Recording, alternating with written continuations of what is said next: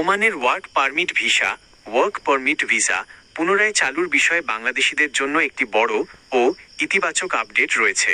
2023 সাল থেকে বন্ধ থাকা এই শ্রমবাজারটি নতুন করে চালুর প্রক্রিয়া চূড়ান্ত পর্যায়ে রয়েছে। ওমান ভিসা চালুর বিষয়ে সর্বশেষ গুরুত্বপূর্ণ আপডেটগুলো নিচে দেওয়া হলো। ওমান ভিসার সর্বশেষ পরিস্থিতি ও বড় ঘোষণা। শ্রমমন্ত্রীর দেওয়া আশ্বাস।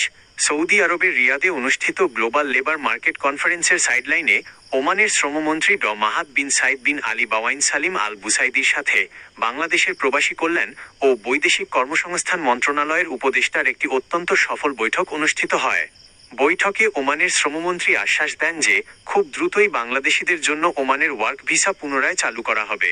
ভিসা বন্ধ থাকার মূল কারণ ওমান সরকারের পক্ষ থেকে জানানো হয়েছে, মূলত ওমানে থাকা অবৈধ ও অনথিভুক্ত আনডকুমেন্টেড প্রবাসী কর্মীদের জরিমানা ছাড়া বৈধ করার বিষয়টিকে প্রাধান্য দেওয়ার কারণেই 2023 সাল থেকে নতুন করে অদক্ষ ও আধাদক্ষ কর্মীদের ওয়ার্ক ভিসা সাময়িকভাবে স্থগিত রাখা হয়েছিল। দক্ষ কর্মীদের অগ্রাধিকার।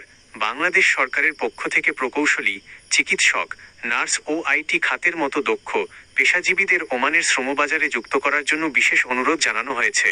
ওমান সরকারও দক্ষ জনশক্তি নিয়োগের ক্ষেত্রে ইতিবাচক সাড়া দিয়েছে। প্রক্রিয়া চলমান। দুই দেশের মধ্যে যৌথ কারিগরি কমিটির জেটিসি বৈঠক এবং দ্বিপক্ষীয় শ্রম সহযোগিতা বাড়াতে চুক্তি বা সমঝোতা স্মারক এমওইউ সইয়ের প্রক্রিয়াগুলো বর্তমানে এগিয়ে চলছে। সতর্কতা।